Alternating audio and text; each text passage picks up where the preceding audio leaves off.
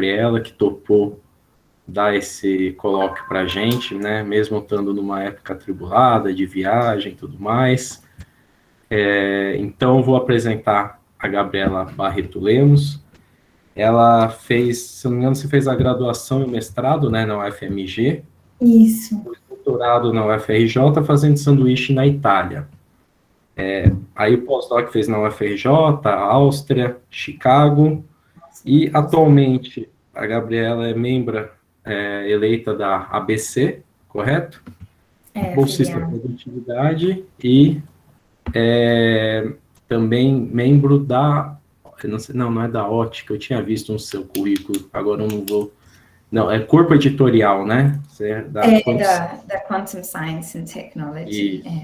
Então, a Gabriela é uma jovem cientista que topou conversar com a gente e apresentar esse colóquio e vai mostrar um pouco da área dela. Então, Gabriela, muito obrigado. Agora eu vou deixar você apresentar. Oi, tudo bem? Eu queria agradecer, né, que vocês... o convite do Vinícius da UF, eu sempre gosto de... É uma pena que eu não posso estar no campus, que eu gosto muito do campus da UF e dar uma palestra lá, mas, bom, estamos aqui. Eu acho que o seminário pode estar um pouco técnico demais para os... então, eu peço, assim, estou pensando nos estudantes e estudantes que estejam aí, fiquem à vontade, professores também, estudantes, fiquem muito à vontade de me interromper se eu tiver meio atropelando demais, tá? Mas então todos vocês podem me interromper a qualquer momento, fazer pergunta e me dizer se está passando meio rápido ou quê. Deixa eu compartilhar a tela aqui. Uai.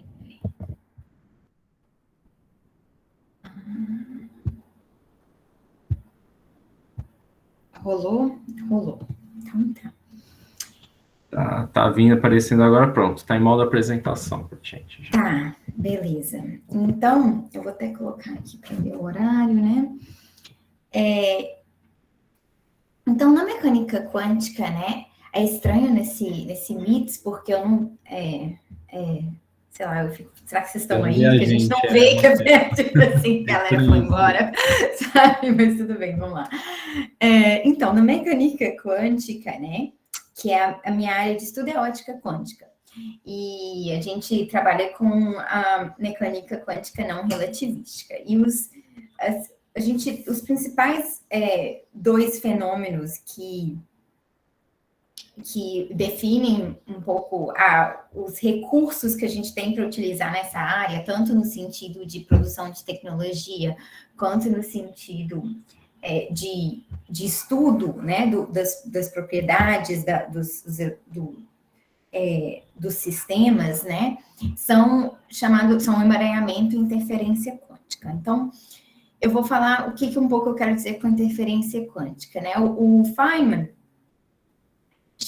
falava que isso era o maior mistério, né, da mecânica quântica, né? Ele falava assim: escolhemos examinar um fenômeno que é impossível, absolutamente impossível, de explicar de uma forma clássica, e no qual está no coração da mecânica quântica. Na realidade, esse fenômeno contém, para ele, né, o único mistério. Não podemos fazer o mistério desaparecer explicando como ele funciona. Vamos apenas dizer como funciona. Ao contar como funciona, teremos lhe contado sobre as peculiaridades básicas de toda a mecânica quântica. Então, para ele, a interferência de partículas únicas era tipo o grande mistério, né? E é o que muita gente, assim, né, quando a gente faz divulgação científica, chama dualidade onda-partícula, né? Então, na verdade, Einstein e Bohr estavam discutindo esse problema desde os primórdios da mecânica quântica, né, em que eles consideravam um feixe de partículas, sejam, por exemplo, elétrons ou fótons mesmo, passando, né, aqui por esse primeiro, não sei se vocês verem meu mouse, mas primeiro sendo colimado e depois passando por duas fendas, né? Então, você tem, né, um negócio aqui com duas fendas possíveis para esses fótons passarem. E depois eles chegam aqui num aparato que vai, tipo uma tela onde eles vão, onde a gente vai ver onde cada fóton e elétron chegaram. Então, vai chegando um a um, cada fóton e elétron que aparece aqui nessa tela aparece num lugar imprevisível, então tem um grau de aleatoriedade na posição, ele dá tipo um pixel, né? Ele não consegue, cada fóton e elétron não faz mais do que um pontinho ali naquilo, mas depois que vários acumulam, mesmo a gente passando um fóton ou um elétron por vez por esse aparelho todo, você vê uma figura de interferência que é uma figura típica de um sistema ondulatório. Então, isso daqui é o que o Feynman chama, né, desse mistério da mecânica quântica. Por quê? Porque eu estou, ao mesmo tempo, né, percebendo, né, o caráter, né, corpuscular desses sistemas, né, porque cada fóton elétron aparece, né, tipo, pontual, localizado ali na minha tela, mas, né, com o acumular, né, de fótons e elétrons, eles apresentam essa figura tipicamente ondulatória. Então, para ele, essa que é o grande mistério, né? E aí, até eu recomendo principalmente para os estudantes aqui, que se vocês ainda não estudaram ou não leram as palestras do Feynman, ou até assistiram, você consegue até assistir, Feynman Lectures on Physics, eu recomendo muito, assim, é muito legal. E lá onde ele vai explicar, né, essa questão desse mistério da interferência quântica, ele vai fazer um teste e vai falar assim, ó, será que a gente consegue ainda manter essa figura de interferência se a gente observar por onde passou cada partícula? Então, eu continuo mandando uma partícula por vez e eu vou observar se há interferência quando eu observo, né, como eu tenho uma forma de observar por onde passou cada partícula. E aí, isso é até um desenho, esses desenhos aqui, são desenhos que eu coloquei, porque são desenhos do Bohr. E eu acho eles interessantes porque o Bohr, ele era, né, um teórico, obviamente, ele era um teórico, não fazia experimento, mas como a interpretação de Copenhague da mecânica quântica, ela é muito baseada em o que você... A natureza só pode te dar o que você pergunta a ela, né? Então, para ele, o aparato experimental determina, né, que tipo de resposta que a gente pode obter, que tipo de fenômeno que a gente pode observar. Então, vocês veem que o Bohr, ele coloca em detalhes, né, ele coloca até os parafusos ali que seguram, né, esses aparatos, né, ele coloca todo o detalhe, para ele isso é importante porque ele quer dar essa noção de que a mecânica quântica, ela se faz, né, na mesa experimental, ela não se faz, né, na cabeça, né, tipo assim. Então, o Einstein gostava muito de dar esses experimentos pensados, né, Gedanken experimentum, os experimentos imaginados, né, pensados, e o Bohr, ele sempre tentava concretizar esses experimentos, porque essa que é para ele, a grande lição da mecânica quântica, é que a gente só consegue obter informação sobre sobre a nossa interação com a natureza. Tem algo que vai além, uma realidade que é além da nossa interação com a natureza, que é algo que a gente não consegue colocar em linguagem, e a gente não consegue, de certa forma, então, compreender, né? Então, para ele, tem uma realidade que está por trás, né? E essa realidade, ela não se manifesta completamente em cada experimento. Já o Einstein, ele tem uma outra filosofia, em que, para ele, a realidade, ela deveria se manifestar completamente, né, nos nossos experimentos. Então, né, o Bohr coloca esse desenho aqui embaixo, né, que é até uma forma que o Feynman adota também essa explicação, né, que é o seguinte, ele fala assim, porque se a gente observar por onde passou cada partícula, a gente tem que ter algum mecanismo para fazer essa observação possível. Então, por exemplo, nesse caso, eu poderia colocar a fenda, né, uma das fendas, ou ambas as fendas, não tem que ser uma das fendas, com umas molas, né? E quando passa um elétron, né, ou um fóton, eles vão, por aquela fenda, ele vai transferir momento para a fenda. Então, você vai ver uma mudança na posição, né, porque vai colidir, né, com a fenda e você vai ver você vai perceber isso, né, digamos, nessas molas aí, porque você está tendo uma bola, então, na posição da fenda. E isso, porque tem essa interação do elétron ou do fóton com a fenda, então esse elétron ou fóton, né, transferiria momento para a fenda, então isso bagunçaria o caminho em que ele estava originalmente passando e, portanto, isso vai causar uma perda do padrão de interferência, no sentido que é como se você fosse borrar esse padrão de interferência, porque nessa interação em que agora eu deixo, né, ter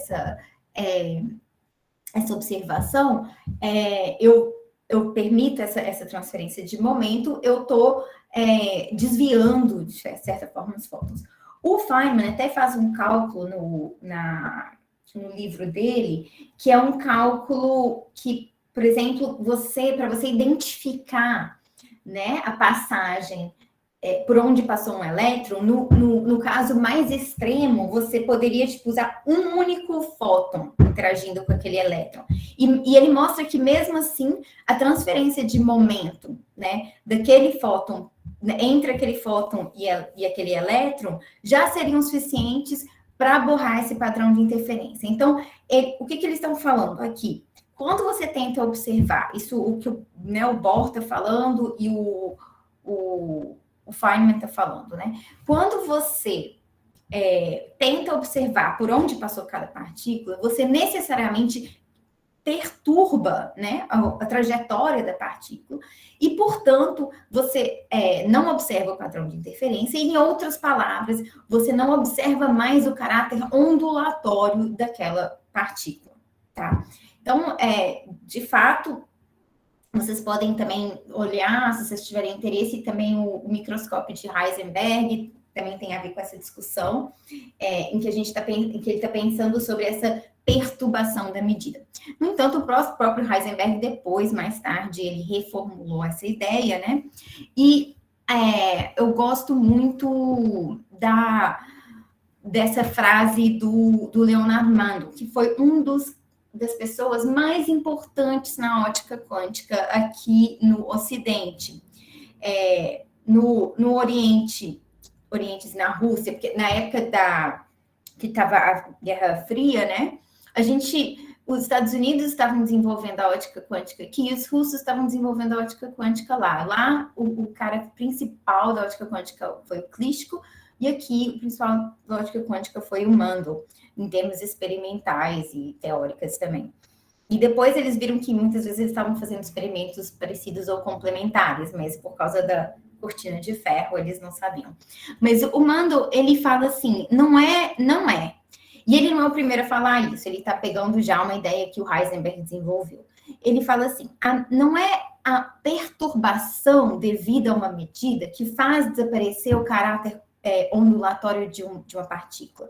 De fato, é a mera possibilidade de fazer uma medida para saber onde passou cada fóton, mesmo que em princípio, mesmo que a medida não seja de fato realizada, isso destrói a interferência. Então, olha só, uma questão, ele já está colocando aqui, inclusive, uma linguagem que é uma linguagem dos anos 90, que a gente adota a partir dos anos 90, que é uma linguagem muito da informação quântica, e que deu origem muito a essa questão que está associado muito ao nosso interesse no computador quântico, em produzir o computador quântico. Então, ele está falando assim, que não é como explica o Feynman no livro dele, ou como fala o Bohr naquela figura dele, a perturbação física ou seja, do fóton ou da fenda sobre o elétron, que faz com que você perca o padrão de interferência ao observar por onde o caminho de cada elétron, né? Na verdade, tem algo que vem além disso, tem uma possibilidade de obter essa informação que já é o suficiente para acabar com a medida. Por que o Mandel consegue falar isso com tanta certeza? Bom, porque ele desenvolveu experimentos que para mostrar essa ideia, que foi algo que, como eu disse, o Heisenberg já tinha desenvolvido, né? Então, ele fala assim, isso é uma linguagem bem típica a partir dos anos 90, né? Que na mecânica quântica, interferência é sempre uma manifestação de indistinguibilidade intrínseca dos caminhos dos fótons. Ou seja, se eu consigo distinguir caminhos, então não há interferência. Se eu não consigo distinguir caminho para cada, o caminho, né, um caminho do outro, então não é nem um fóton do outro, é o caminho do outro, então não tem, se eu não consigo distinguir, tem interferência. Se tem uma diferença ali que seja relevante na minha medida, né, eu não consigo ver interferência. De novo, gente, me interrompam se eu estou, tipo assim, sendo super confusa, sei lá. Por favor, não deixa passar, não. E aí, eu vou mostrar como que o Mandel mostrou isso. Ou seja, isso foi um experimento que causou muito, tipo, uau, na época, né? Como é que ele pega, né, essa noção, né, dessa indistinguibilidade e faz isso uma demonstração? Ou seja, e essa mera possibilidade de uma medida. Então, ao invés de fazer no... fenda dupla, né? Ele vai montar um interferômetro, né? E aqui eu não quero que vocês se preocupem muito com o que cada uma dessas fontes, esses detalhes do experimento, não. É só a ideia básica. Então, esse S1, né, é uma fonte, né, de fótons gêmeos. Ou seja, o que eu quero dizer por isso? Essa fonte S1, ela pega um fóton desse laser aqui e produz, e aniquila esse fóton e produz um fóton alfa e um fóton beta, tá? Então, ela tem uma certa probabilidade de fazer isso. Então, imagina um fóton vem aqui, ele pode vir para cima, e se ele chega né, ele vem do laser, imagina que isso é um fóton, né, uma fonte de fótons únicos, ele vem aqui, um fóton, isso daqui é um divisor de feixe, ele tem 50% de probabilidade de ir para cima, 50% de probabilidade de ir para baixo. Se ele vai para cima, ele chega aqui nessa fonte, que aniquila esse fóton, e no seu lugar, ele produz 2 fótons, alfa e beta. Se esse fóton não foi para cima, mas foi para baixo, né? Ele chega nessa outra fonte e essa outra fonte aniquila aquele fóton e produz também um fóton beta e alfa. Vejam que, né, como cada fóton aqui só pode ir para cima ou para baixo, nessa minha descrição, isso não deveria, na verdade, ser um laser, deveria ser uma fonte de fótons únicos, mas tudo bem.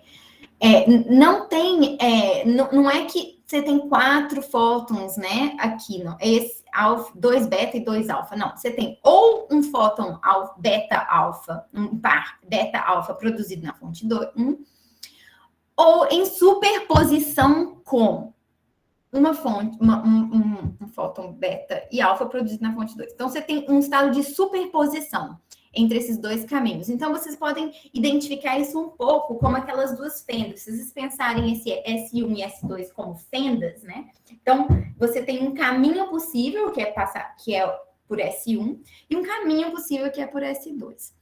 E a diferença fundamental aqui é que nessa fenda, você tem a produção, você tem 2 partículas que saem, não só uma.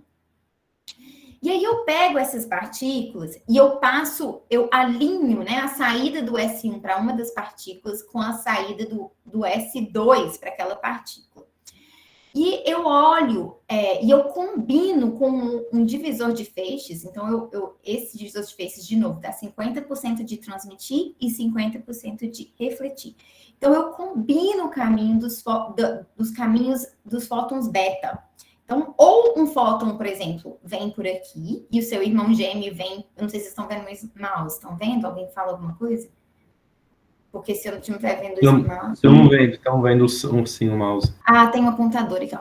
Ou o fóton, vocês têm um fóton passando por beta e um fóton aqui em alfa, que vai passar por aqui, não vai fazer nada e vai ser descartado. E esse beta vem, ele pode ser refletido ou ele pode ser transmitido. Ou eu tenho, né, em superposição com, não é exatamente ou, né? Ou, né? A superposição com a possibilidade de termos um fóton que saia daqui, né? E aqui é refletido, né? Transmitido ou refletido, e o outro que sai daqui, tá? E ele vai olhar para a interferência, né? Produzida na saída só desse cara aqui, dos beta, tá? E olha que interessante. Ele vê que o seguinte, ele vê interferência, né? Isso aqui é a figura dele de interferência, quando ele varia, que é a fase relativa desse interferômetro. Então, por exemplo, mexe um pouquinho aqui nesse beam splitter. Então, ele vê uma figura de interferência, que é típica de um interferômetro, em que você pega um fóton e passa por dois caminhos possíveis e olha a interferência no final. Então, ele está mostrando aqui essa interferência que tem uma certa indistinguibilidade dessas duas possibilidades. Ou seja, que esse detector aqui não consegue determinar, né, se o fóton que chegou nele veio da S1 ou veio da S2, né? Então, ele vê uma interferência. Mas quando ele bloqueia esse caminho entre alfa e beta, você vê que, olha, ele não tá entre S1 e S2, no caminho do alfa, você vê que o beta não encosta nesse bloqueio, né? O que acontece é que ele chega ao ponto, eu até vou voltar para essa imagem, né? Se ele bloqueia aqui, essa linha aqui, ele perde a interferência. Olha só, ele coloca um objeto aqui que bloqueia esse caminho alfa entre S1 e S2, ele não está tocando em nada no beta. Então, os fótons beta, que é onde ele está vendo essa interferência ou não interferência, não estão sendo em nenhuma forma afetados né, por uma interação com, digamos, um processo de medida diferente. Porque ele está colocando um bloqueio aqui no alfa. E o alfa está sendo descartado, ele não é um fóton que é detectado. Então, ele está falando assim, quando eu coloco esse objeto aqui entre esses dois, o que está acontecendo? Esse objeto nem precisa ser um detector, ele só algo que pode bloquear esse caminho. Eu estou criando a possibilidade, em princípio, de saber de onde veio, né, desse detector aqui, saber de onde vem um fóton beta. Por quê? Porque eu poderia, e não estou fazendo, mas eu poderia, né, pegar esse detector aqui e fazer uma correlação com um detector que não está aqui, mas poderia estar aqui para o alfa. E toda vez que eu visse um fóton chegar aqui em cima e um fóton chegar aqui em alfa, né, eu teria eu saberia que o fóton que está em beta veio da fonte 2, porque se ele tivesse vindo da fonte 1, ele teria sido bloqueado. Ficou claro isso? Ou seja, vou repetir. Eu poderia pegar um detector, colocar aqui no caminho alfa, né? E eu poderia, mas não estou fazendo nada disso, conectar essa saída desse detector, correlacionar com a saída do detector P. Se eu visse, né, que o detector P detectou um fóton e juntamente o detector aqui do alfa detectou um outro fóton, eu saberia que esse fóton em P só poderia ter vindo do S2. Por quê? Porque ele chegou com o irmão gêmeo dele. Se ele tivesse vindo de S1, o irmão gêmeo dele teria sido bloqueado aqui e eu só receberia um clique aqui no P. Eu não receberia um fóton aqui embaixo. Então, eu tenho um potencial de saber por onde passou um fóton em P, quando eu faço esse esquema, quando eu bloqueio aqui entre os dois. Mas vejam que eu não estou usando esse potencial, não estou realmente vendo por onde passou esse fóton, né? Eu não estou colocando... E mais do que isso, o beta não está interagindo com nada que ele não interagia antes. E, no entanto, ele perde a interferência desses fótons beta. Então, ele está tentando mostrar, então, dessa forma, que essa interpretação que o Feynman dá no livro dele e que o Bohr, né, deu no início e até o Heisenberg no início, assim, depois o Heisenberg mudou, a gente chama de Heisenberg 1, Heisenberg 2, né?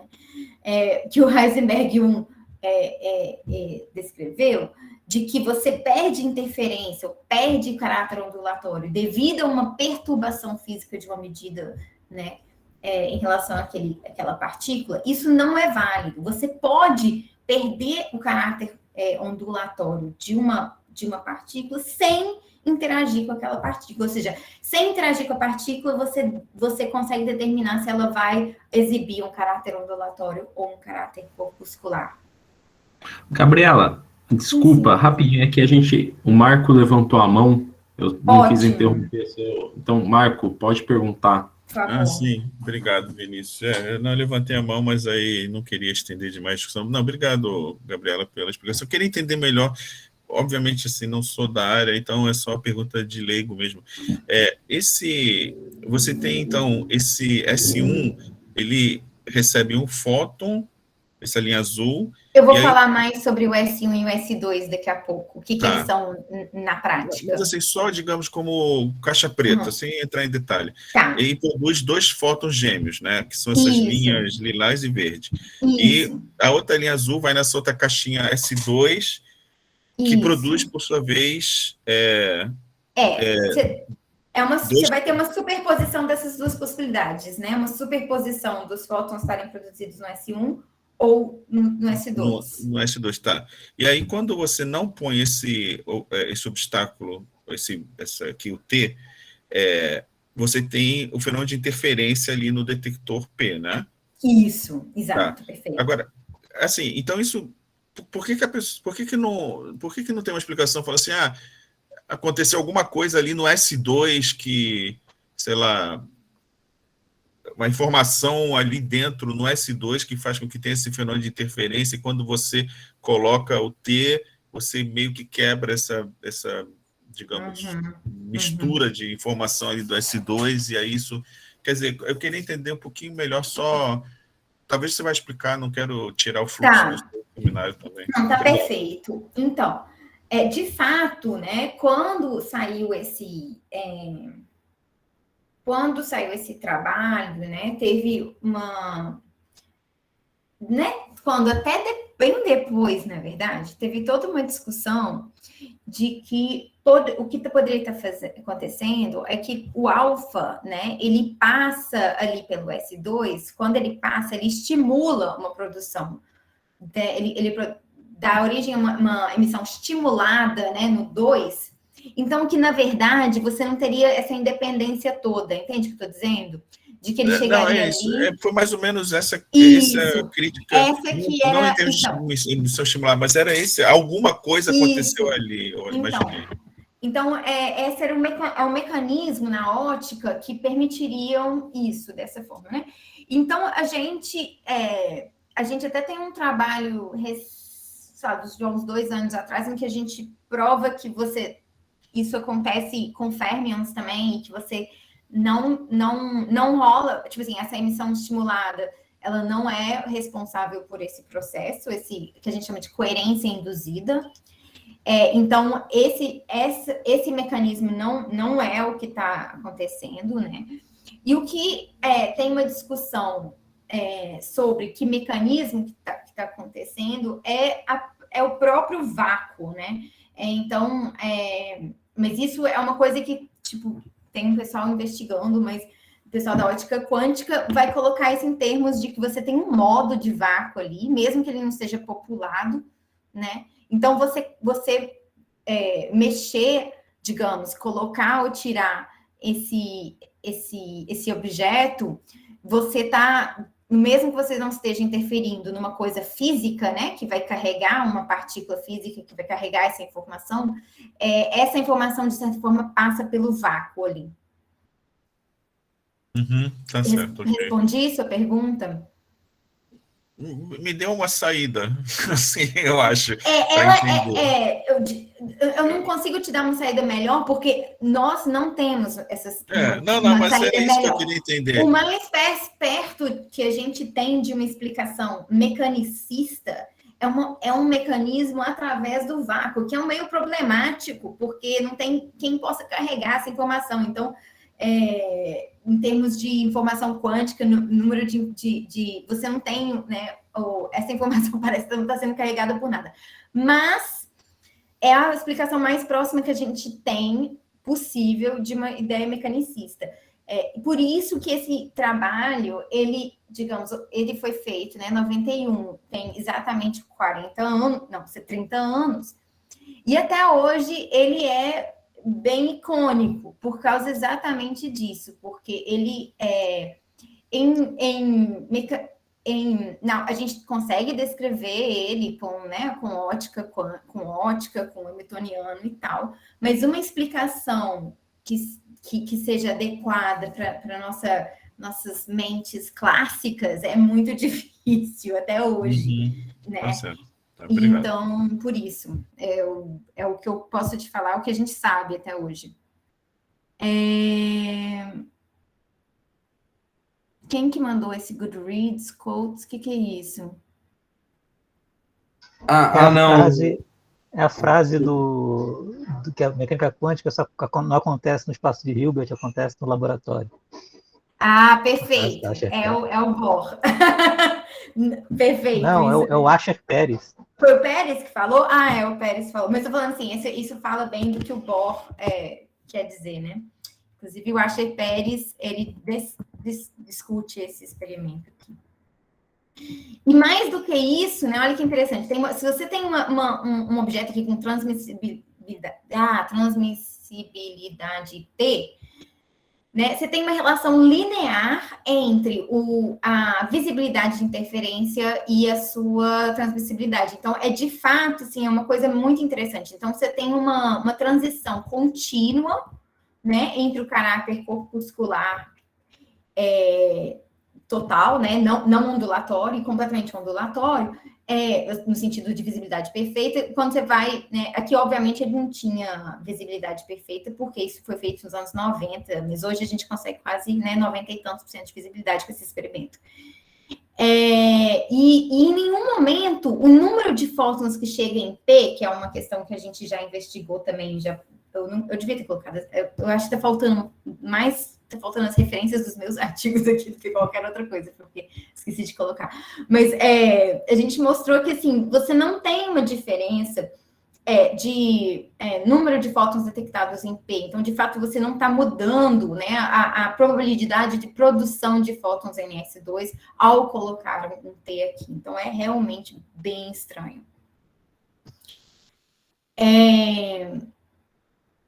A outra questão é o emaranhamento. Então, a gente falou da primeira grande, digamos, mistério, de acordo com o Feynman, né? E o Feynman não dava muita bola para o emaranhamento, não. Mas a informação quântica, o computador quântico, esse é o maior recurso hoje em questão de criptografia quântica e das novas tecnologias quânticas, é o emaranhamento. Então, o emaranhamento, para a gente falar o que ele é, né? A gente sempre volta para um artigo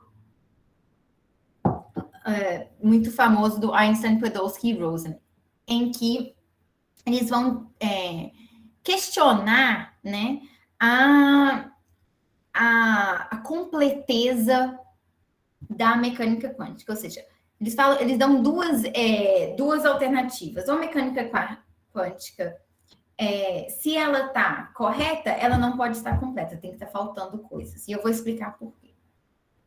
Né? E só uma coisa, assim, esse artigo é um artigo que é considerado, tipo, um artigo fundamental para o início do que a gente, para o que a gente chama de emaranhamento, né? Que é igual eu falei, o maior recurso hoje da computação quântica e tal. Mas assim, essa discussão desse emaranhamento era uma discussão desse artigo, né, do Einstein Podolsky-Rosen, ficou ali bastante com Bohr, com Heisenberg, com digamos, os pais da mecânica quântica, né, e as mães também, né, mas não é um negócio que ganhou, assim, muita popularidade no início, não. Então, era quase como era considerado um pouco uma discussão quase que filosófica. E até nos anos 70, assim, era considerado até uma coisa, se você trabalhasse nisso, assim, era meio doidão, assim, tipo, não era legal, assim. Teve um estudante que hoje é Alan Aspect, que é um cara super respeitado, que queria trabalhar nisso no doutorado dele, e foi aconselhado a não trabalhar, porque, digamos, ele não ia ser levado a sério na comunidade. Já a partir dos anos 90, quando começam os estudos sobre informação quântica, tem um boom se você olha as citações desse artigo, é uma coisa doida, é quase nada, pouquíssimo, ali nos anos 90, pá, estoura. Porque exatamente nos anos 90 começa essa coisa da informação quântica. E eu acho, assim, na minha opinião, informação quântica, que você pegou a teoria da informação da computação e da matemática, né, e aplicou a mecânica quântica, ela fez uma coisa essencial que eu acho que já dá para ser percebido aqui nos slides que eu passei agora, que ela dá uma possibilidade da gente falar de coisas que antes é difícil a gente explicar. Então, é difícil explicar aquele experimento do Mendel numa linguagem puramente, digamos, da física mais tradicional. Usando essa informação quântica, eu falo, a informação passou para cá, foi para lá e tal. Isso nos dá muito mais chance de dar um sentido para a física, para as coisas que a gente observa. E eu acho que isso foi a realidade tanto para a questão desse mistério, né, das partículas onda, né, tanto para a questão do emaranhamento. Então, uma coisa que a gente ficava na discussão filosófica e tal, mas a gente tinha... ela só foi realmente ganhar um espaço, né, no mainstream da física, quando também a gente tinha uma possibilidade de falar sobre ela. Isso vem muito com a teoria o que a gente obteve da teoria da informação. Aí a gente tem essa linguagem que é meio um jargãozão que eu fico usando, e eu peço desculpas por ele, porque realmente ele facilita muito a nossa vida, mas nem sempre a comunicação. Então, eu vou explicar o que o Einstein e Podolsky-Rosen falaram na formulação, não deles, porque a formação deles é um pouco mais chatinha de explicar, e essa aqui é uma formação do David Bohm, mas ele explicando a mesma coisa. Então, essencialmente o que eles falam assim, você tem uma fonte, de novo, produzindo, então pensa na minha fonte S1, por exemplo, né, que está produzindo duas partículas, né, e elas são produzidas no estado singleto, né. O estado singleto é esse. Então, você tem uma anticorrelação perfeita dos spins das partículas. Então, se eu meço uma partícula no spin da partícula na direção Z, eu vou ter, e obtenho up, né, positivo, o spin da outra partícula, que está aqui com a Alice, vai estar para baixo, né? Ou o contrário. Isso daqui, para os estudantes, é chamado de um estado singleto. E a coisa interessante do estado singleto é que ele vem bem naturalmente quando você pensa um decaimento de um íon para próton e elétron, positron e elétron, e porque ele conserva momento angular. Então, o interessante dele é que, né, se em qualquer direção que eu medir, que o Bob medir a partícula dele, né, se eu definir a Alice e a Bob, né, e o Bob, cada um vão medir uma das partículas. A fonte mandou, né, aquele alfa para um lado e o beta para o outro lado. Né, uma partícula para um lado e outra para o outro lado. Então, se o Bob resolver medir o spin da partícula dele na componente Z, e a Alice também medir seu spin, ela com certeza eles vão obter resultados anticorrelacionados, ou assim, ou assado, ou um Alice para baixo igual para cima, ou o contrário. Então, mas em qualquer direção que Bob, esse é o característico dos estados singulares, que em qualquer direção que o Bob medir o spin dele, né, ele vai ter certeza, né, que se a Alice medir naquela mesma direção o spin, ela vai ter um resultado contrária dele. Então, se ele obtém up, por exemplo, na direção X, e ela medir direção X, ele sabe que ela vai obter down. Então, sempre vai ter essa anticorrelação em qualquer direção que ele medir. Então, o argumento do EPR, que é isso daqui, eu vou falar para vocês já, é um estado emaranhado. O estado singlet é um estado emaranhado, de fato. Digamos, o primeiro estado emaranhado que a gente entendeu. A gente não, né? A comunidade. Então, vamos pensar assim, se o Bob tem várias escolhas, mas digamos que ele vai tomar duas escolhas. Ou ele vai medir no estado Z, na direção Z, ou ele vai medir na direção X o seu elétron, né, o spin. E a Alice, né, ela tem livre escolha para medir onde ela quiser. Mas, então, o Bob pensa assim, se eu medir na direção Z, né, eu vou obter um resultado, né, e aquele resultado vai me dar certeza do resultado que a Alice obteria, né, sobre o spin da Alice naquela direção. Então, se eu medir Z aqui, direção Z, eu tenho mais, eu sei que o spin da Alice é menos, né?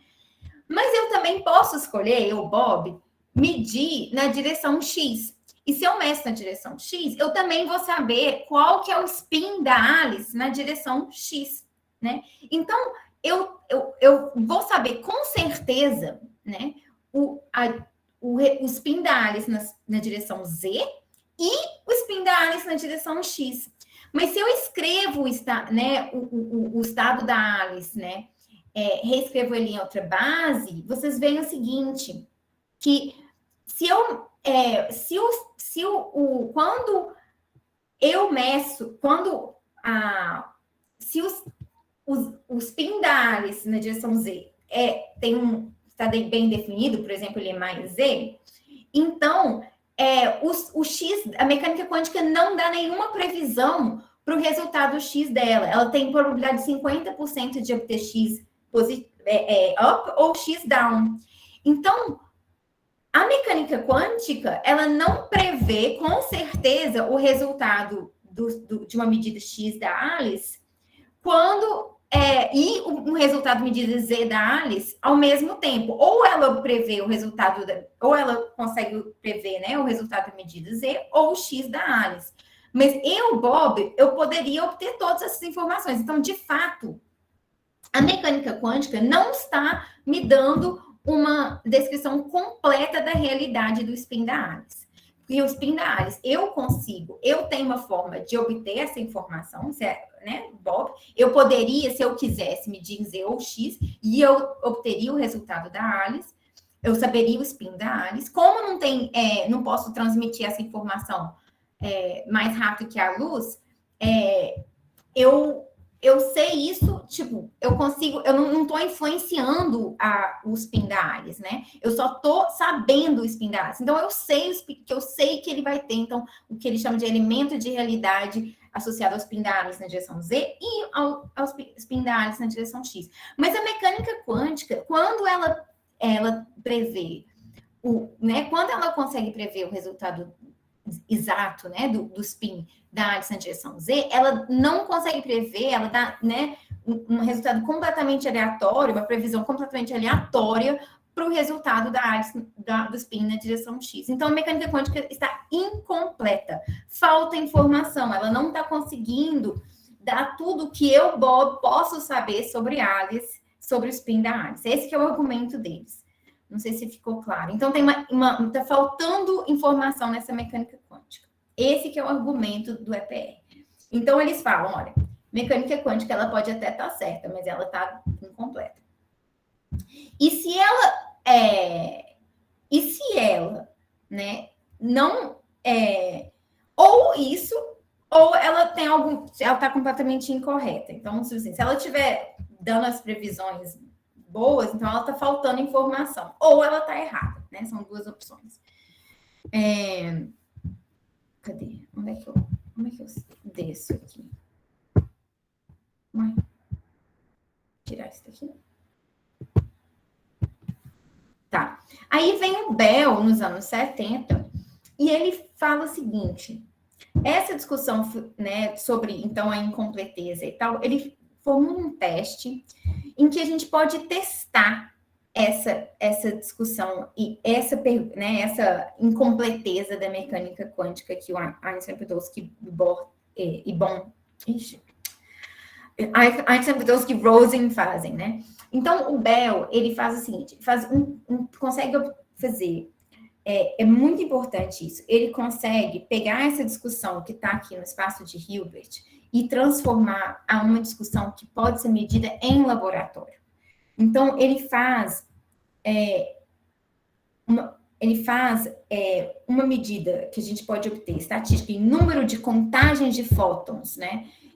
Ou elétrons, né, na saída de um Stern-Geller de um lado, do outro, e associar isso a essa discussão filosófica aqui de que, bom, tem ou não tem um spin bem definido para Alice na direção Z e X ao mesmo tempo.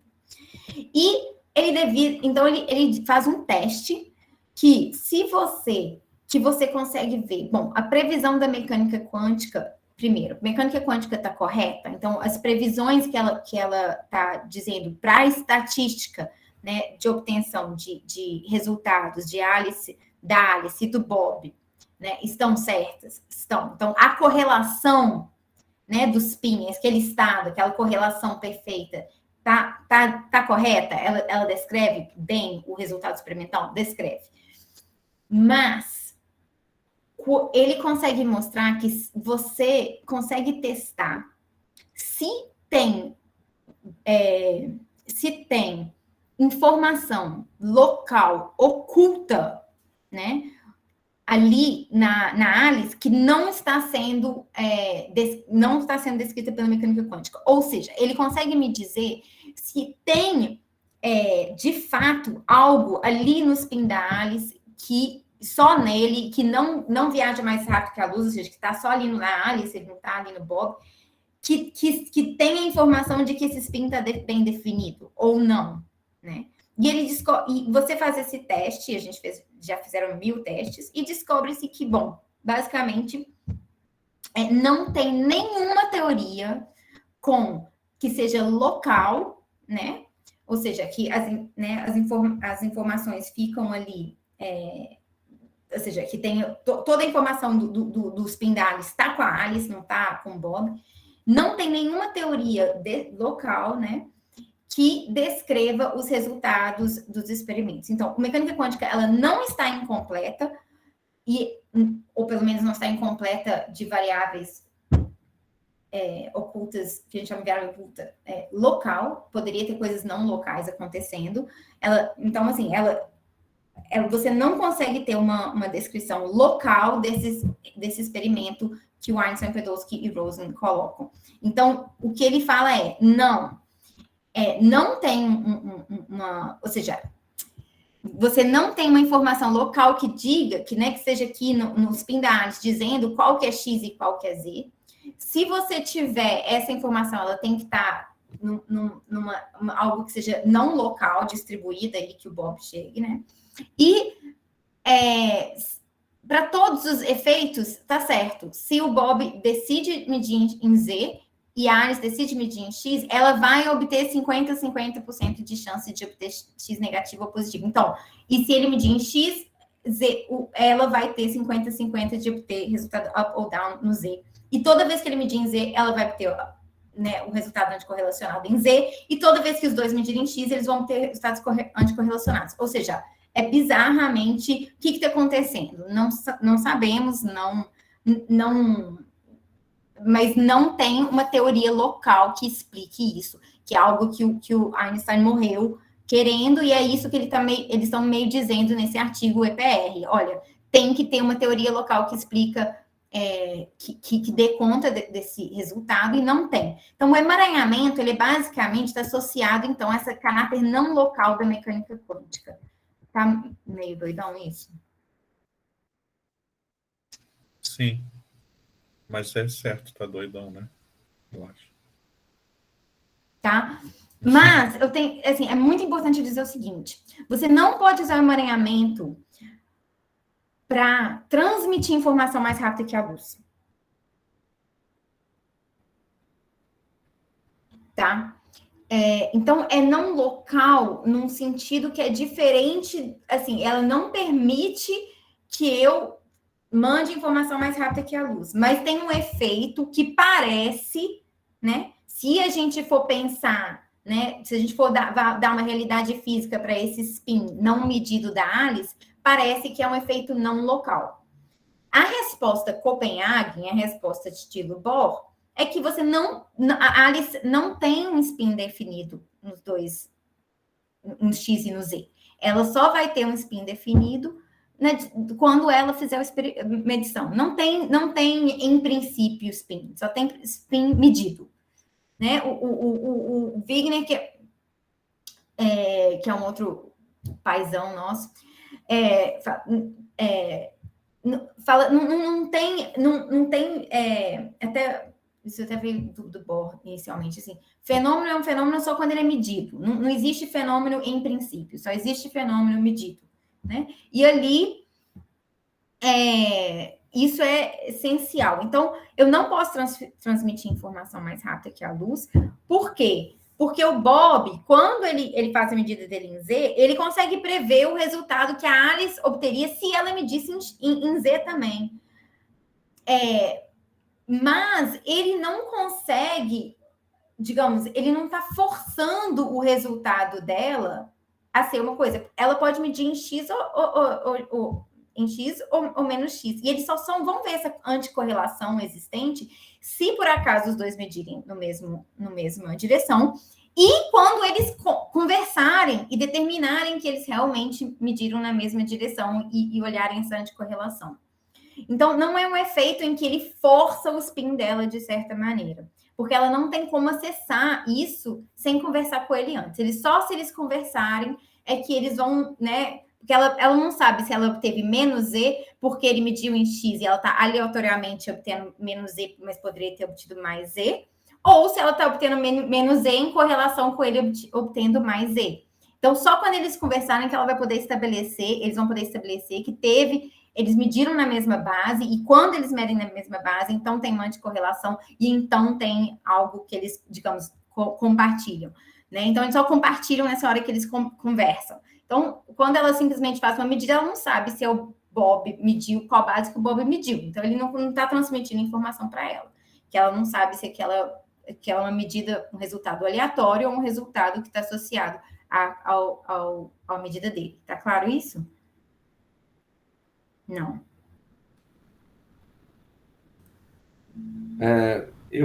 Eu acho que sim, né? Um pouco complicado, mas deu para entender a ideia da não localidade, que realmente você não quebra isso, porque de fato a informação viaja, você tem que ir lá falar com o outro, né? Então você tá aí, não é que você... Bom, mas o Marco quer fazer uma pergunta. Vai, Marco.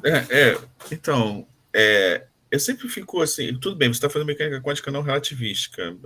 Okay. Isso, Mas assim, você mediu, digamos, num ponto, um spin num ponto, aí escolheu medir na direção Z e deu mais. Uhum. Aí você sabe que se o cara no outro for medir na direção Z, ele vai obter menos, por exemplo, tá? Se tiver um estado, sei lá, singleto originalmente, algo assim. Agora, mesmo sendo não relativístico, eu poderia pensar assim, se tiver um observador, um referencial inercial, como estão separados a uma distância, digamos, fora do cone de luz, eu poderia mudar a ordem para um outro observador. Sim. Tipo, o que eu digo que foi depois, na verdade, foi antes. Então, essa questão de uma coisa interferir, de causalidade é absolutamente... Não tem causalidade. Não se aplica de jeito nenhum. Não. E, de fato, tem uma formulação do Teorema de Bell que é de causalidade local. E de fato, o teorema de Bell, né, e o fato de que a gente viola o que a gente chama de viola a desigualdade de Bell, né, os nossos resultados experimentais, né, nesse sentido, mostram que você não tem uma causalidade local para a mecânica quântica. Você não pode nem definir causalidade no sentido que a gente define classicamente. A causalidade quântica, ela é, de fato, uma área, eu até já fiz trabalho sobre isso, é uma área de pesquisa, é uma área de pesquisa. Então, para a gente definir causalidade quântica, a gente tem que abrir mão de algumas definições de causalidade clássica, né, tipo, que são bem esquisitas, por exemplo. Ok. Então, de fato, você não pode pensar em causalidade. E esse o problema, que muita gente vai descrever emaranhamento de uma forma causal. Então, eu meço aqui, por isso o spin da Alice está, né, o Bob mede, e por isso o spin da Alice está negativo, tá para baixo, na direção Z. Não é causal desse jeito. Né? Não é que a Alice, é exatamente isso, o Bob não poderia se trocar, né? Poderia ser a Alice fazendo primeiro, você não tem essa referência. Então, não tem causalidade. É uma correlação que não é explicada por causalidade local. E isso é o que faz ela ser tão chique. Ok, obrigado. Ô, Gabriela, só aí mas assim, agora que o Marco levantou uma excelente pergunta, mas vamos supor num referencial onde a Alice me disse primeiro que o Bob. Uhum. Ainda ela obteria para baixo e ele para cima, né? Isso não troca, não pode existir essa coisa de trocar ou a função. Isso não é definido. Ela tem 50% de chance, a priori, de obter para cima ou para baixo. E ele também. Mas toda vez que eles medem na mesma direção, independentemente de quem mediu primeiro em qual referencial, eles obtêm anticorrelação. Agora, eu não posso te falar se ela tinha chance de ter obtido outro, porque, de novo, não tem causalidade aí bem definida.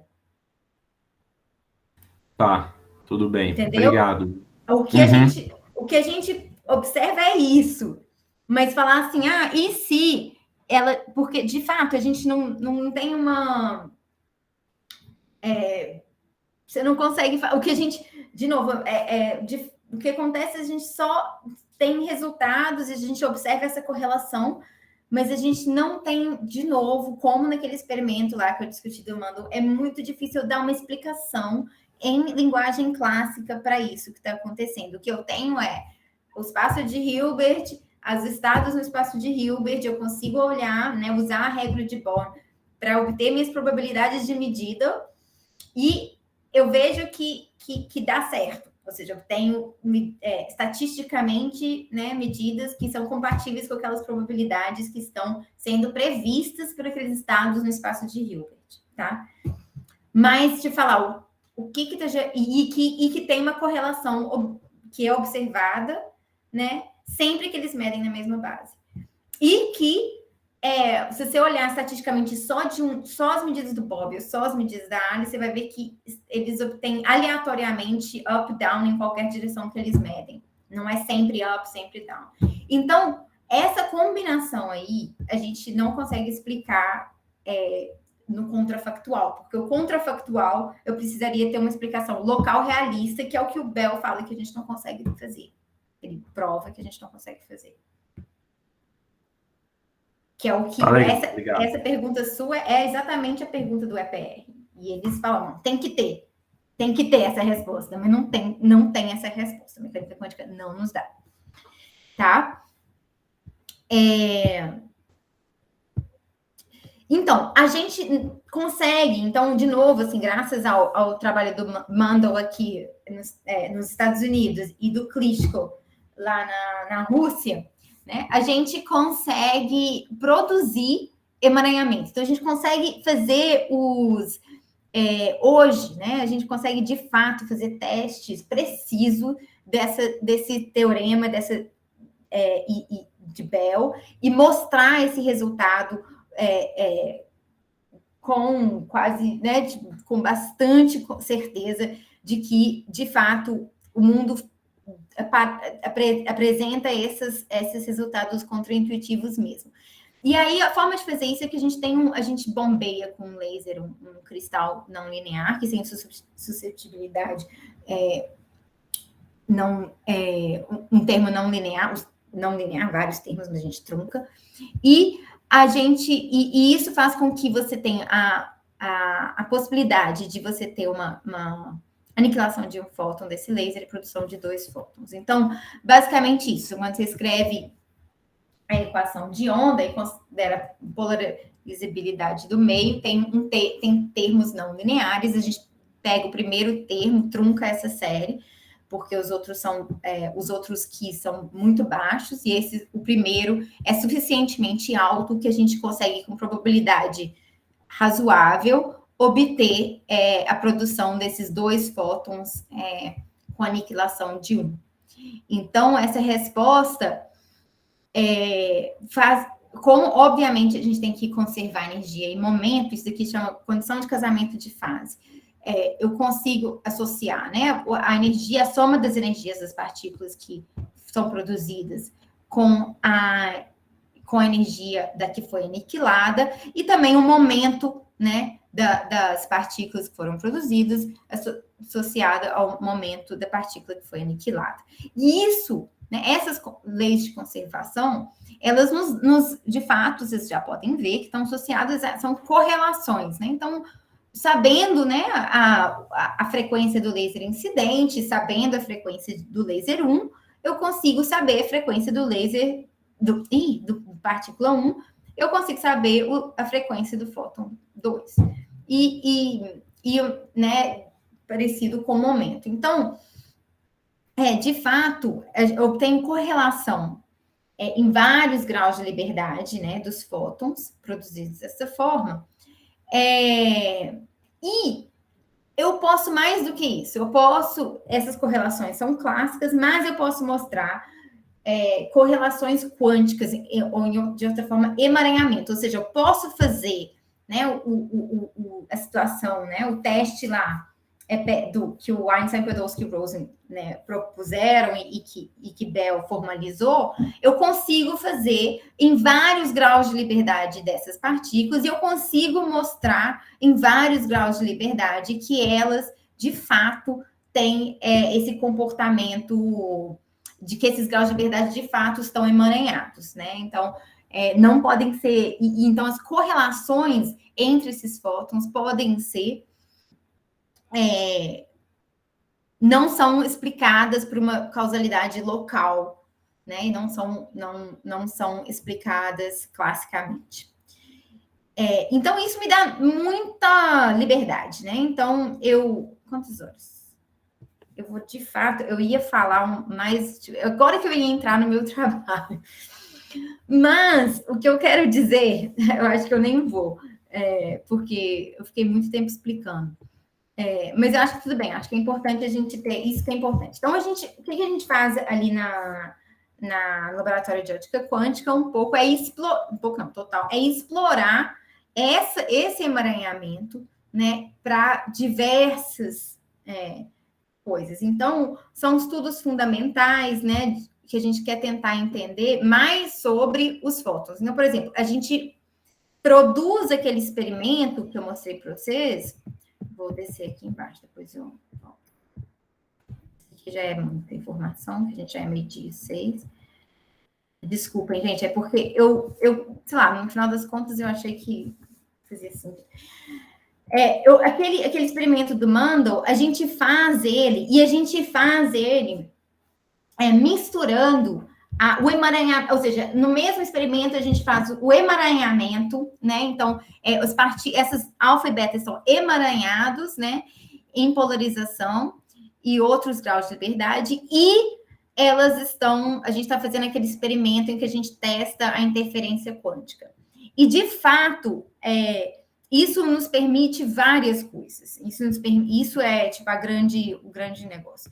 Que, além desse estudo ser um estudo que é o estudo do Mendel ser interessante em si, e o estudo do Bell ser interessante em si, quando você junta essas coisas, você está usando esses 2 recursos quânticos ao mesmo tempo, né? E você permite coisas que, digamos, não são tão óbvias. Então, a gente fez um experimento de produção de imagem, em que você produz uma imagem de um elemento que está no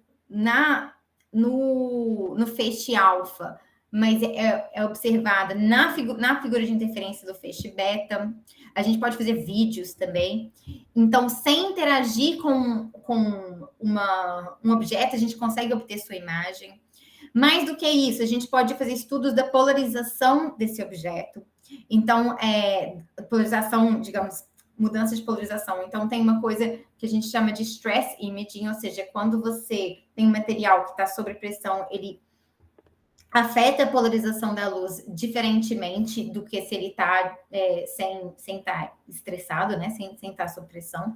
Então, você consegue até obter informação sobre como aquele material afeta a polarização, sem interagir com aquele, sem que a luz que você está medindo interagiu com aquele objeto. Você consegue obter informação de absorção, de espectroscopia, basicamente, né? Você consegue então, a absorção de certos comprimentos de onda, né?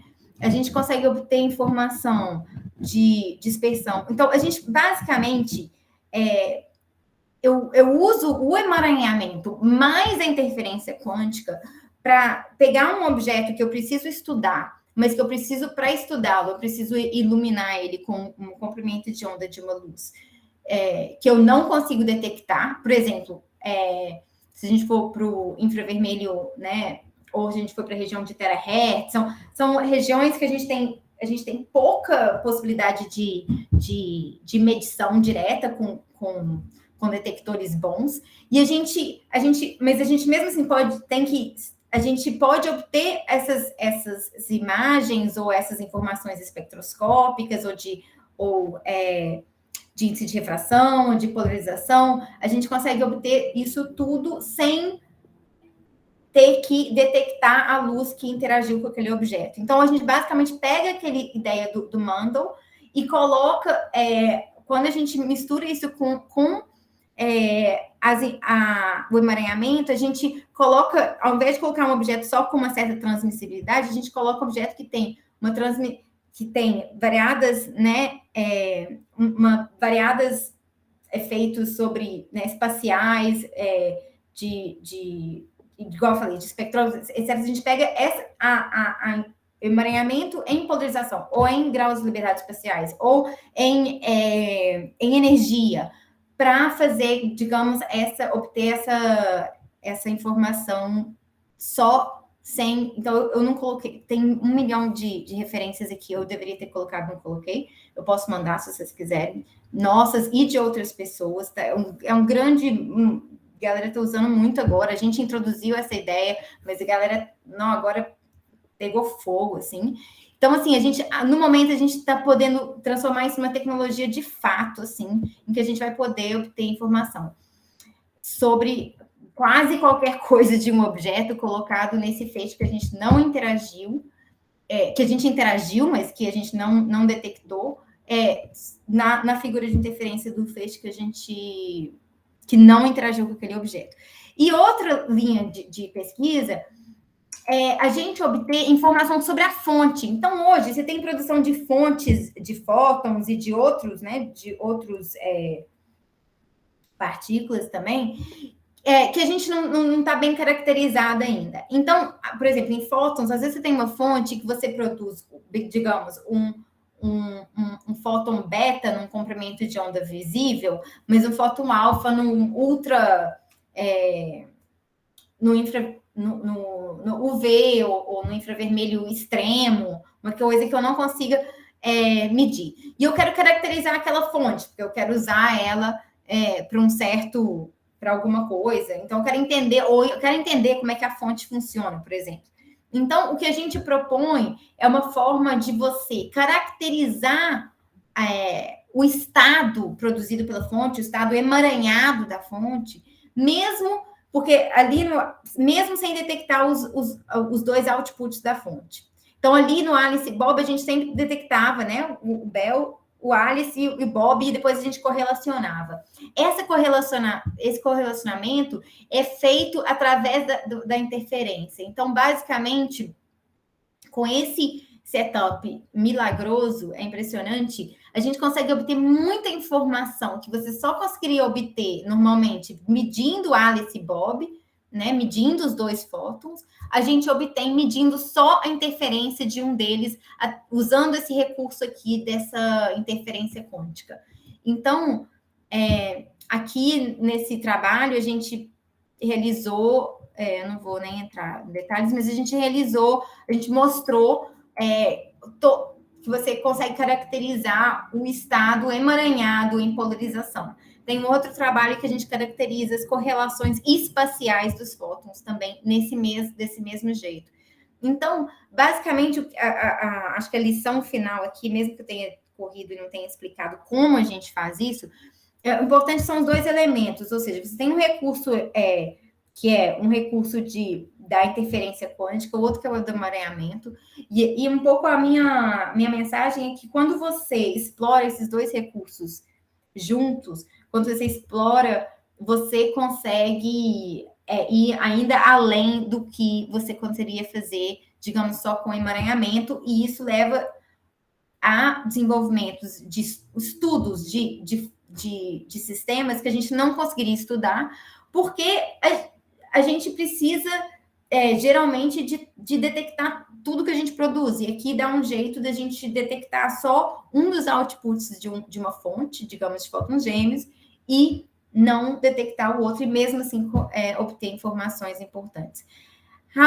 A gente pode também estender isso para fontes de 4 fótons, e outras fontes, igual eu falei, até de férmions e tal, apesar de que isso não é minha especialidade, né, tipo, experimentalmente, né, só fótons, mas outra coisa que a gente pode fazer é inverter, que eu não vou, acho que eu não tenho nenhum slide, a gente pode também produzir estados emaranhados bem sofisticados usando esse sistema. Eu estou pulando aqui porque já são 12:06, né? Então, é isso. Esse interferômetro que eu mostrei, que a gente chama interferômetro Zhuang-Mandel, ele é um interferômetro que foi criado em 91 e que a gente começou a explorar mais ele recentemente com esses outros graus de liberdade e adicionando o emaranhamento, e de fato ele deu origem a uma infinidade de experimentos que a gente pode realizar, e concatenando, inclusive, interferômetros desse jeito. Então, a ideia nossa de trabalho, a minha, assim, que eu estou trabalhando, assim, é um pouco explorar essas possibilidades, assim, você pegar isso como um tijolo, digamos, né? Pegar o emaranhamento e aquele interferômetro do Mandel e tentar ver, digamos, quais são as diferentes coisas que a gente pode criar a partir dele, porque são 2 coisas surpreendentes, colocadas juntas, elas são ainda mais surpreendentes, e a gente está no início, ou seja, a gente fez alguns experimentos com 2 fontes ali, S1, S2, mas eu queria fazer com S1, S2, S3, S4, queria fazer com fontes de 4 fótons ao invés de 2 fótons. Tem uma infinidade, tem também uma exploração do análogo clássico desses experimentos que a gente poderia desenvolver, isso é uma coisa que me interessa também. Então, assim, de fato, o que eu queria dizer é isso, que a gente tem aqui uma máquina que tem muita pergunta a ser feita, muita coisa a ser explorada, e quem tiver interesse também em trabalhar com a gente nisso é bem-vindo. Obrigada. Desculpa ter corrido aí no final, mas porque eu vi que já era 12:06, aí eu falei, nossa... Mas tranquilo, Gabriela, porque eu acho que foi perfeito que você mostrou de maneira bem geral a área, né? Isso. Aí, o colóquio foi excelente para a gente. Bom, agora, quem quiser fazer mais alguma pergunta para a Gabriela, a gente está aberto. Eu queria fazer uma, justamente porque a gente vê muita essa ideia de emaranhamento e tudo isso que você tem, interferência, que é o que você trabalha, ligado a computadores quânticos e tudo mais, e propagação de informação, etc. É justamente esse fato de, conforme você mostrou nos experimentos, você medindo só uma das coisas, não ter que pegar toda a informação do sistema, isso que causaria esse upgrade nos computadores? É esse fato? Não? Não. Não. De fato, Você não. tem como explicar o que seria isso de linhas gerais? Linhas gerais. Então, isso, a gente quer que isso seja um upgrade acima do upgrade. É a nossa ideia. Ou seja, isso que eu falei agora, de se detectar só um, é como se fosse um upgrade plus, né? Mas ele é algo mais recente que a gente tem trabalhado. O upgrade basicão, assim, do computador quântico é o emaranhamento, né? A principal coisa, né? Então, Bom, também a superposição, mas o emaranhamento. Então, a questão que levou, até bem interessante, que levou a discussão sobre o computador quântico, é um cara, o David Deutsch, que ele é um proponente, ele é um cara super importante na nossa área, ele é um proponente da interpretação de muitos mundos da mecânica quântica, em que quando você tem uma superposição e você faz uma medida, você tem como se fossem mundos paralelos que se abrem, né? E cada resultado de medida estaria em um desses universos, né? E a cada medida você ia estar fazendo isso. Então, na lógica dele, é como se ele fez uma associação com a computação paralela, né? Então, ele pensou assim, é como se a gente tivesse uma supercomputação paralela nesses mundos paralelos rolando, e isso vai me dar um speed up de computação. Hoje, a gente sabe que não é isso que ocorre, porque, de fato, né? Ou seja, você não precisa acreditar em muitos universos para você conseguir ter o speed up usando a superposição. Então, não é que você faz computação paralela, tipo, em muitos universos, mas é que a gente consegue, você tem um bit, né? Você tem 0 ou 1. Um qubit, né? Ele pode estar em qualquer lugar de uma esfera. Então, ele não tem só 0 ou 1, ele pode estar 0 mais 1, 0, menos 1, 0.2, 0 mais 0.81, ele tem muito mais graus de liberdade. Então, ele tem, na verdade, uma infinitude de valores que podem defini-lo, né? E você pode escolher fazer medidas em diferentes direções e obter diferentes respostas. Então, não é que ele realiza todas essas computações juntas, mas que você tem todas essas várias possibilidades de medida para um mesmo qubit, que é algo que você não consegue com bit clássico. A segunda coisa é o emaranhamento. Então, como que o emaranhamento... É uma das perguntas mais perguntadas, as perguntas mais repetidas. Como que o emaranhamento, né, faz um extra speed up? Olha, eu te falo que não é muito claro.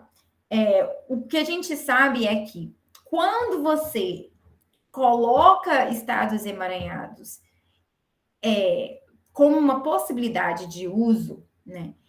E você consegue desenvolver algoritmos que são algoritmos que permitem resolver problemas que são difíceis de resolver. Acho que o Daniel Jones até fala bem melhor isso.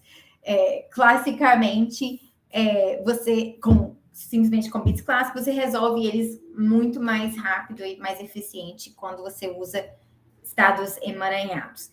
Agora, isso não responde por que o emaranhamento gera essa facilidade. Isso é algo que, de novo, é super... uma coisa que a gente não consegue muito falar. A gente consegue falar que funciona.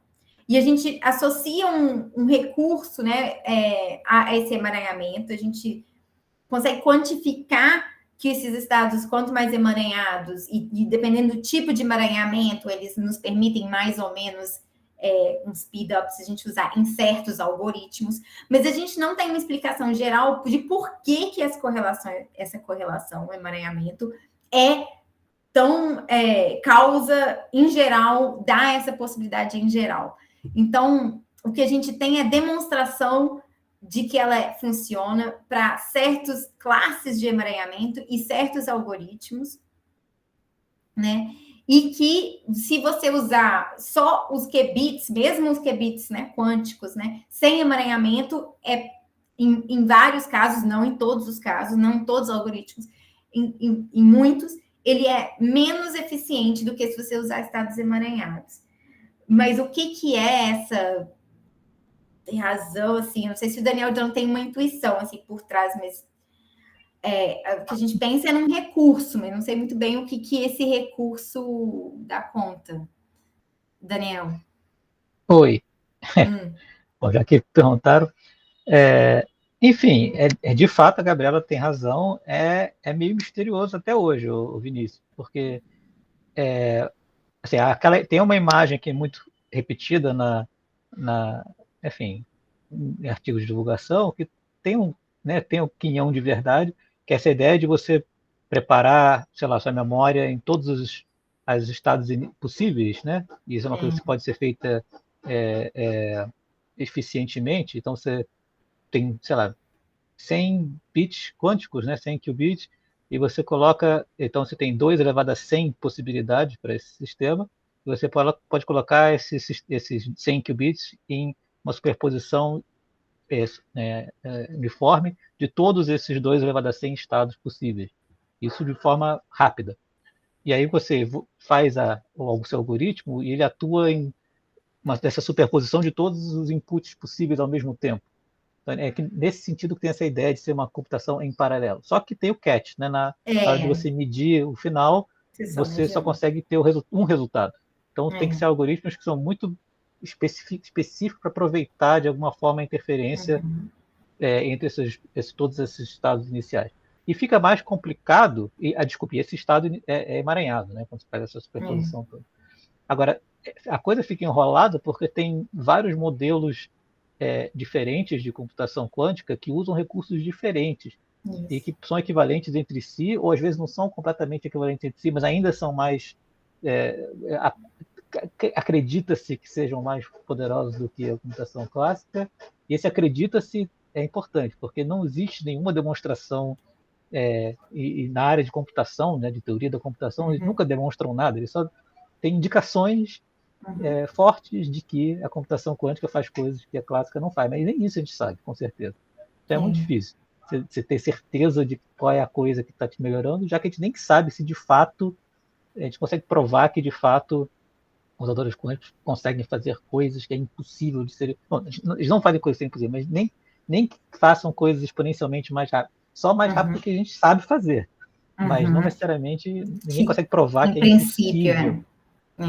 Porque mesmo com computadores clássicos, isso não sabe provar que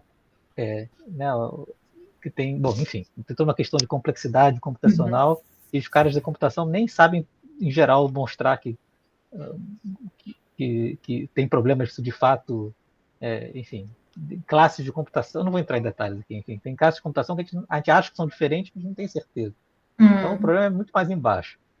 E nem tem prova de que emaranhamento necessário, né? Tem provas meio ao contrário, digamos. Você pode mostrar que você nunca tem emaranhamento acima de um certo subconjunto de qubits, então você consegue simular classicamente, dependendo de certos problemas. Mas também tem outros modelos de computação que você usa estados mistos, né? Enfim, que podem nem ter emaranhamento. Então, enfim, não é claro mesmo. Aproveitando que eu estou falando, queria te perguntar uma coisa. Você falou lá no começo, aliás, tinha 2 comentários que eu queria fazer, mas enfim, para você te dar a bola, basicamente. Lá no começo você falou do experimento do Mendel. Agora, também tem outra classe de experimentos que tentam meio que desprovar essa ideia de que é a perturbação que causa a perda de interferência, que são aqueles que usam graus de liberdade internos do seu... Isso, do seu, que é o apagador quântico, né? Isso. Né? Isso. Eu sei que você queria comentar disso também. Ah, tá. Então, de fato, assim, em 1998, né, surge, né, uma discussão sobre algo que chama apagador quântico, que você usa graus de liberdade. Então, você passaria, por exemplo, um átomo você passa um átomo numa fenda dupla, né? E você faz a informação de caminho, você obtém, né? Interagindo com um elétron no átomo. Então, você você tendo, por exemplo, um fóton que acopla, né, um campo que acopla com esse átomo, de tal forma que ele não consegue alterar, né, a direção, né, o momento, né, do átomo para explicar a perda de figura de interferência. No entanto, você consegue obter informação sobre o caminho dele através da medida dos graus como é que chama? Do nível eletrônico do átomo. Se está excitado ou ele está no estado fundamental, porque em um dos caminhos você coloca um acoplamento com fóton que vai dar uma probabilidade alta de excitar o átomo, e o outro você não coloca. Então, quando você chegar, se você medir o estado eletrônico do átomo, você sabe por qual caminho ele passou, né? E aí a ideia era ver se isso era o suficiente, isso poderia fazer apagar, né? Fazer as estrelas desaparecerem ou não.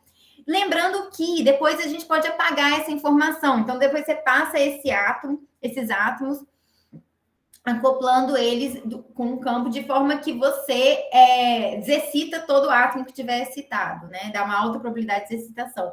E a pergunta é, então, se você vai obter, de fato, no final das contas, uma interferência ou não interferência. Primeiro, no caso em que você não desexcita o átomo, né? Depois. E no caso em que você provoca uma desexcitação. Isso chama apagador quântico. Então, no primeiro caso, quando você não apaga a informação, de fato, você perde a figura de interferência. Isso foi mostrado em 98. Isso é super legal, porque, primeiro, de novo, mesmo que você interagiu com aquele, não tem uma explicação física de por que você alterou, né, a localização o momento dessa parte desse átomo que está passando pela fenda dupla. Então, você perde. E mais do que isso, você mostra que você pode depois, resolvendo ou não, pós-selecionar, né, olhando ou não, você pode, primeira coisa, você pode resolver apagar essa informação fisicamente interagindo com outro campo, ou você detecta todos os átomos sem apagar essa informação e você pode resolver olhar ou não para a excitação dos átomos. E quando então você obtém uma figura, se você pode selecionar só os átomos, digamos que só quando você está olhando a excitação dos átomos, então você sabe que ele está, né, de um ou do outro, aí você não tem interferência. Se você não olha para essa informação, né, você recupera a interferência. Não é isso, Daniel? É isso que você quer perguntar? E o Steve e o pessoal lá nosso fez isso com os fótons gêmeos. E usando a polarização ao invés do nível eletrônico interno dos átomos. Então, tinha 2 caminhos e a polarização dos fótons. E eles decidiam ou não olhar para a polarização dos fótons, né? E se ele passasse por um caminho, a polarização dele ia ser alterada. E se ele não passasse, se ele passasse pelo outro caminho, a polarização do fóton não seria alterada. E eles usam o fóton gêmeo para decidir olhar ou não, sabe? Olha com a interferência, né? Olha o EPR, né? Para saber ou não a polarização do fóton que foi medido ali na saída da fenda dupla. E se você usa essa informação, você perde a figura de interferência. Se você não usa essa informação, você não perde essa figura de interferência. Então, é muito doido. E, de fato, o Mandel, esse trabalho do Mandel que eu mostrei, é considerado um apagador quântico, porque quando você passa um dos fótons através da segunda fonte, você está apagando a informação de caminho dele. Então, considerado um apagador quântico também. Era isso que queria que eu falasse? Eu queria que você falasse, mas era desses experimentos que eu estava pensando nisso. A diferença desses experimentos é porque, de fato, assim, esse do Mundell era anterior. Sim. E é muito legal que ele é anterior e ele, porque e você nem toca, né? Ou seja, tá tipo, você tem essa questão da separação, né? Que não tem no experimento do E foi que deu origem ao seu trabalho lá, né? Foi origem que a gente usou. Mas eu acho que ele é muito forte porque é isso, ele é anterior também, e depois ele foi reinterpretado pelo Mundell mesmo, como um apagador, mas ele foi realizado antes de ser realizado um apagador quântico, e você realmente não interage nada com aquele sistema, né? Então, no caso do átomo, você interage. Mesmo que você consiga provar que você não conseguiu dar um momentum para ele que vai apagar a figura de interferência, você botou ele acoplou ele com um campo, né? Então você fala, não. Então, sei lá, todo tipo de gente vai fazer todo tipo de explicação maluca. Posso fazer outra pergunta? Tem mais gente na fila? Não tem ninguém na fila por hora. Pode fazer, Daniel. Beleza. Então, no seu experimento, né, e nesse experimento do Mundell, você mede os fótons que não interagiram com o objeto, mas tem fótons interagindo com o objeto, certo? E é certo, isso que vocês exploram. Agora, tem lá atrás, já em torno, sei lá, de 2000, 99, teve o Richard Jouza, né, e colaboradores propuseram aquilo que eles chamaram de Interaction Free Measurement, né? Que ali eles detectavam a presença ou não de um objeto, por exemplo, num dos braços do interferômetro, sem passar fóton, justamente Sim. Só tinha um fóton, né? Então, quando eles detectavam o fóton, porque não tinha ido nada lá mesmo. E saber se dá para levar isso mais adiante. Aquele sistema, então, assim, tem a ver total, no sentido que quando o nosso negócio não interage, se a gente faz uma pós-seleção, a gente tem um interaction free measurement. Se a gente pode selecionar no caso em que não teve a produção do fóton, né, naquela primeira fonte. Quando não tem o fóton. Quando não tem, porque aí não tem interação. Da mesma forma, isso acontece probabilisticamente, da mesma forma no trabalho deles, era um interferômetro, e tem uma, né, tipo, original, né, com... e se tem 1/3, né, 1/4 de chance de você detectar que o objeto está lá sem o objeto, 1/4 de probabilidade. Mas aí você faz aquele esquema de reutilizar o fóton. Isso que eu ia falar. Aí você faz aquele cascade, e você consegue chegar a isso arbitrariamente próximo de 1, essa probabilidade, né? Então, esse sistema, de fato, você consegue chegar, mas não foi feito. Então, se você olha Interaction Free Measurement, né, até estava... você realiza ele nesse primeiro... O Cascade ainda não foi feito de forma a chegar numa probabilidade alta de você conseguir fazer. Mas... Não, acho que foi sim. Não, bom... Vai ter um Scientific American, que é aquele Paul Kwiat, lá atrás. Sim, o Kwiat, ele fez o Interaction Free Measurement, e até fizeram um imaging com Interaction Free Measurement, mas ainda não fizeram esse... Eu acho que a probabilidade de Interaction Free Measurement, acho que não foi acima de 60%. Não foi tão grande porque tem perdas e tal. Isso que eu falei, porque você precisa de uma cascata muito grande para você obter uma coisa arbitrariamente próxima de 1. Sim. Mas é interessante, e eu acho que Interaction Free Measurement não continuou sendo usado só pela dificuldade técnica de você realmente realizar ele com uma alta probabilidade. Então, assim... A minha pergunta era mais na linha do que que detalhes, além de simplesmente a presença ou não, porque acho que eles chegaram a pensar em usar isso para fazer Eles fizeram um imaginamento. raio-x que não Eles danificasse. fizeram, só que a realidade é que você tem que interagir. Esse que é o bizarro, porque só se você fizer Você tem que ter a possibilidade de interagir. Exatamente. Isso. Então, se você vai fazer com raio-x e você não quer, né? Tipo, você tem que fazer um sistema muito que é difícil de se fazer tecnicamente, um sistema em que você leva uma possibilidade de quase nula de interação daquilo com o objeto que você está coisando. Então, assim, tecnicamente, isso é uma cascata que não é fácil de fazer. Não, né? imagina. Mas pode-se fazer emaranhar, pode-se fazer como é que chama isso? Imagem.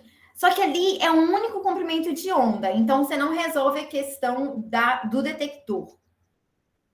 Tá, a minha pergunta era mais para esse lado. Se tem como estender aquilo ali de alguma forma para obter uma informação mais rica sobre o seu alvo.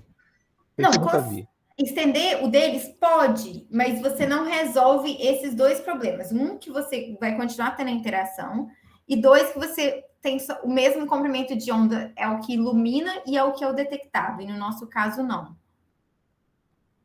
Isso com certeza. Então, eu não tô, tipo, querendo... Mas, assim, o nosso caso pode se reduzir, reduzir no sentido, assim, se a gente fizer pós-seleção, a gente tem um interaction free measurement. Eu só não acho que vale muito a pena. Então, eu tinha muita ideia de que aquilo ia muito para frente, mas se você olha a literatura, acabou que, por questões técnicas, aquilo não deslanchou tanto. Por mais essa dificuldade técnica de produção mesmo. Schneider. Opa! Queria só saber se vocês estão montando um interferômetro desse com duas fontes lá no FRJ. Se não estão, se pretendem, como é que está o... Então, a gente tem um aluno que o trabalho dele vai ser esse. Ele ainda está terminando as matérias do mestrado, e ele está fazendo porque a gente quer fazer... A gente vai estar fazendo uma coisa de metrologia. Então, um projeto de metrologia com esse sistema. Então, ele está fazendo as contas e terminando as matérias, e a ideia é que ano que vem, início do ano que vem, ele vai para o lab e começar a montar. Legal. Os cristais, o material que precisa, vocês já têm, então.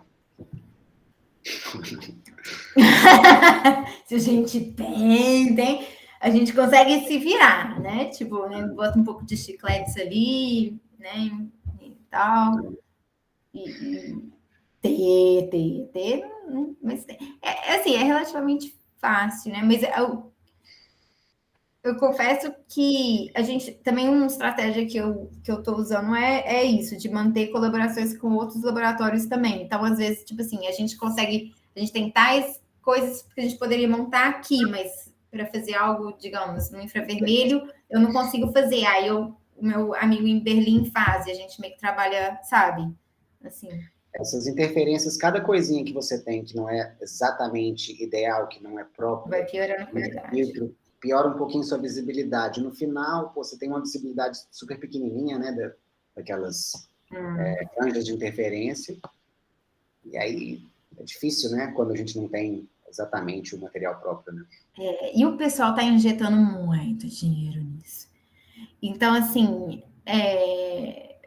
tem uma galera na Inglaterra, tem uma galera na Alemanha, tem uma galera na França, tem uma galera em Singapura que está com muitos milhões de euros nisso, euros e dólares e tal, nesses desenvolvimentos. E aí a gente, tipo, né, tipo, o que é 1 milhão de euros aqui? Não faz nem sentido.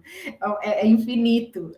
Então, assim, você começa a ter que trabalhar sempre nesses protótipos, nesse proof of principle, porque tecnologicamente eles sempre vão poder ir além. Então, você tem que criar, o pessoal da Espanha também, ou seja, a ideia é ser bem criativo, né? Como dizia o Steve, é isso, fazer pesquisa no Brasil é isso, é a criatividade maior de você ver possibilidades onde não foram vistas, faz uma prova de princípio, mas deixa a galera desenvolver o o negócio mais, tipo, poderoso. Então, você faz um negócio igual o Mandel fez ali, a visibilidade dele era 30%, mas tá bom, tá demonstrado.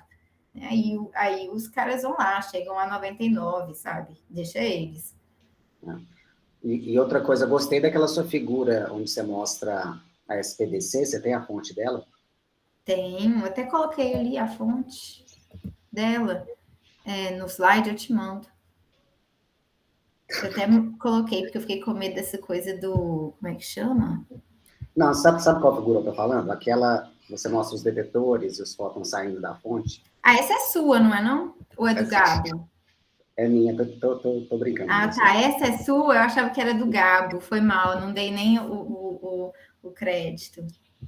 Tá. Ela não era uma animação até? Não, foi uma figura que eu fiz para minha tese de doutorado. Ela fez a sua tese? Nossa, essa figura já rodou tanto que eu nem sei de mais de onde que ela é. Eu pego essa e outra do Gabo e uso muito. Foi mal. A gente vai usando So sorry. Sem Sem dar crédito, tá bom. A figura maravilhosa, essa daqui do cristal. Mas tá bom, foi ótima discussão, tá? Obrigado. Tchau. Bom, Daniel, já virou domínio público. Plágio, rolou plágio. E Gabriela, não sei se você quer, tem o Diego Paiva Pires, ele fez uma pergunta no chat, não sei se você prefere ler. Via quantummente pode ser obter informações sobre a fonte emissora de fótons em escala micro para uma coleção de pontos emissores de luz dispostos num plano, quantum dot. Sim. Devem existir incertezas nessas estimativas e pode-se obter estimativas de espaçamento desses pontos por meio de formação de Fischer. Se os feitos podem simular essas situações. A situação dos... Deixa eu entrar no...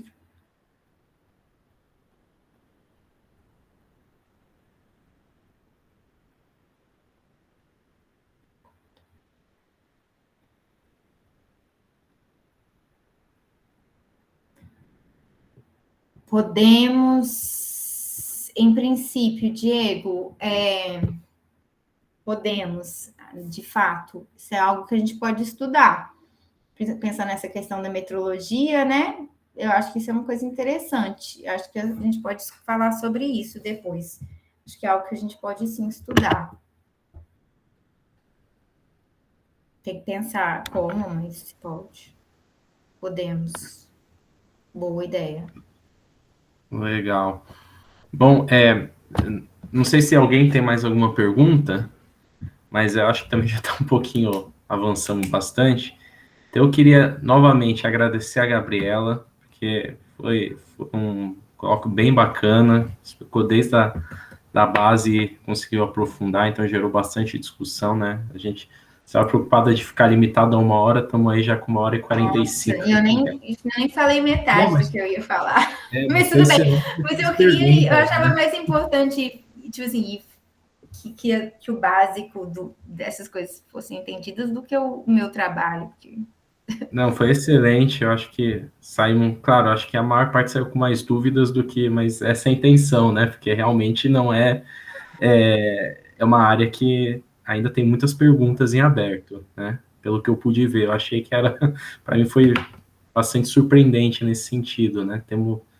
Isso que é excelente, são mais perguntas sempre do que respostas. Eu queria agradecer a você e eu vou parar de gravar agora para deixar aquele bate-papo para quem quiser, tá bom? Obrigado, viu, Gabriela? Obrigada.